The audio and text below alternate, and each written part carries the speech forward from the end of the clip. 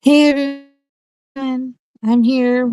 Really simple, just real life. Baby's out running around. I guess she's like occupied somewhat, not completely in my arms, like she has been teething. Um, and I did have a coaching call today, but sickness is going around, and said client was one affected by it. So here I am. I still want to show up, utilize this time, especially because Riley's occupied. And I wanted to talk about a conversation that's also been coming up lately. Honestly, I was like even screenshotting it. I'm like, this is a good one. So it's really about just fear, not abstract fear, not woo fear, but the kind of fear that comes from speaking your truth. I feel like, especially for people who, feel like they are the black sheep or the psychedelic sheep of the family, speaking your truth when it comes to your livelihood, maybe values or passions, reputation, um, when it feels like your stability might be on the line, especially in culture today, if someone feels like they don't fit in, it's oftentimes because we're meant to create something different, and that's why we feel passionate about it. And so it becomes the type of discipline to even be able to speak about such things, but facing that fear is like real. In this recent conversation, the one that I had screenshotted, it was that someone shared a really real concern, the fear of being removed from their job or losing income for speaking openly about plant medicines and their lived experience. So they have this half of them that has an understanding and a sacred responsibility to speak, but then also this reality of that they may lose their job or respect. And yeah, it feels like being torn. Now, and I want to say this very clearly. This fear is not irrational. It's not a weakness. It's not something that we can just spiritually bypass, nor do I recommend that in anything. But, you know, it's not just about that this is your sacred responsibility. The fear makes sense because what we know to be true in our heart and the way that the culture in our world is and the way that it's going there is a conflict. There is a bit of a bridge between that needs to be crossed. And the nervous system is simply doing its job, trying to protect you so that you can survive. And it's actually incredibly common. A lot of people are feeling this way. It's a time when we're in a cultural transition, old systems that still hold power, new truths that are emerging. People are caught between that and that space can be really uncomfortable. You can think about it like a bridge, literally. It could be a bridge between worlds, like like the tunnel and the spiritual, or it could be like a physical bridge, getting across the rainbow bridge from Canada to the US. If you think about, being the first person to do that, it would be very, very intimidating. And this is where, one of the things wrong with our culture today is that we're not connected and we're not talking about these things, because if we were, we'd realize that we're not alone and that many people have crossed these bridges before, and it's not actually as scary as it seems. And in fact, it can be very freeing to know what else is out there. And fear often appears right before truth wants to move. It's a sign that we need to also move our body and change our mind a little bit. And in Kundalini yoga, we are taught something very important, and that is to not avoid the fear. Instead, we want to volunteer ourselves to breathe through it, to move through it, to use sound, mantra, chant, and just our overall presence. And that fear is energy. That emotion is energy, that when it moves, it's actually informing us it's like a compass for sure. It's a great reframe actually to just think about fear being a compass to where you actually really want to be, is showing you what's actually important.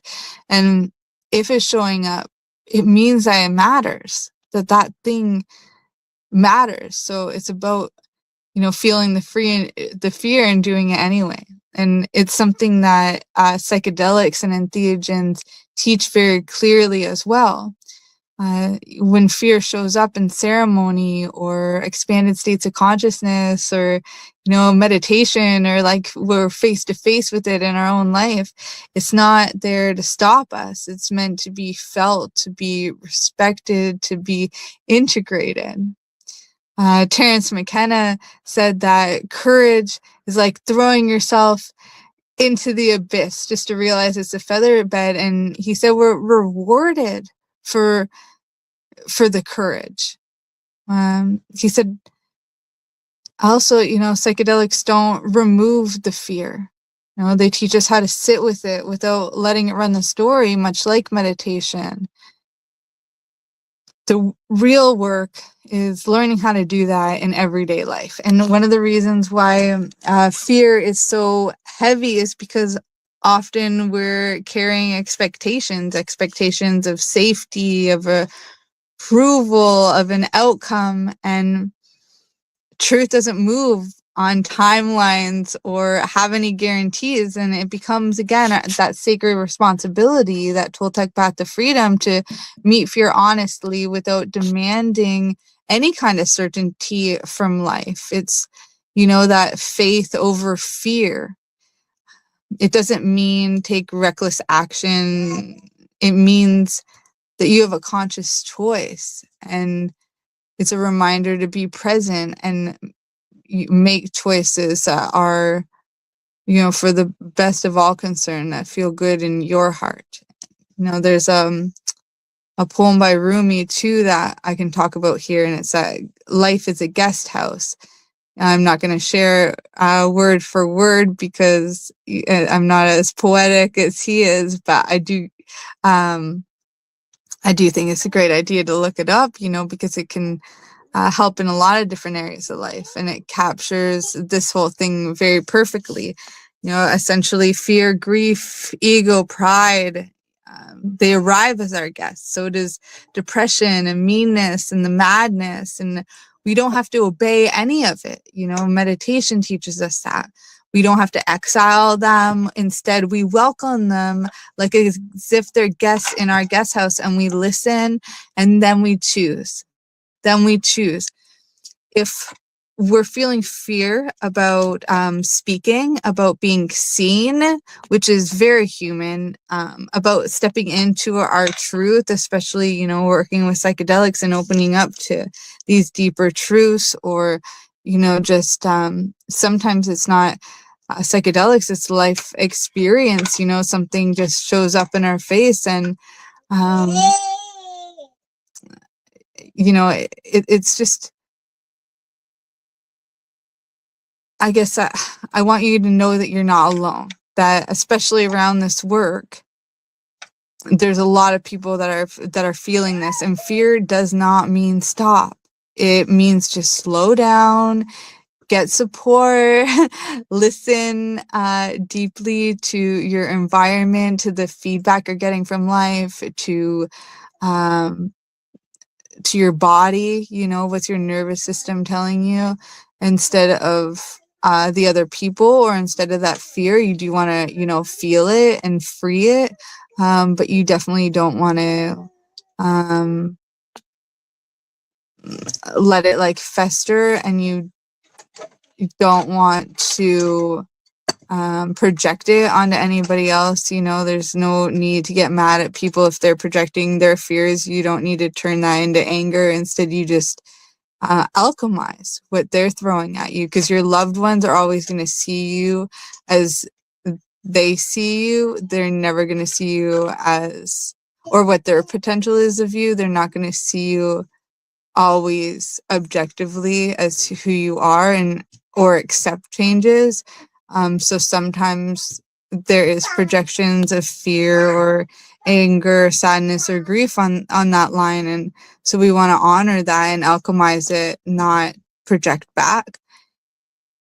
Sometimes it means like, dropping it all and just doing the thing anyway, and doing it with care, and like diving right in. And again, life is a guest house, so whatever feels good and naturally, and how best you can trust yourself in the moment, just welcome it all, because I believe that is courage, to face it all and to learn how to face it and keep the door open, how to, again,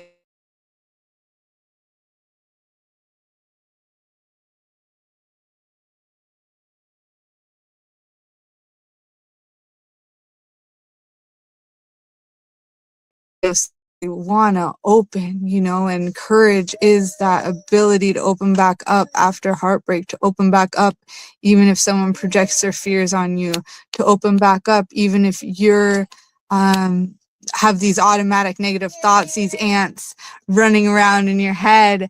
So fear doesn't mean you're wrong. Fear is honestly a helper, a compass, and it means you're close to where you really want to be. So with that, I'm going to let you go. I love you all. I see Riley has come back to join in the big messy room here.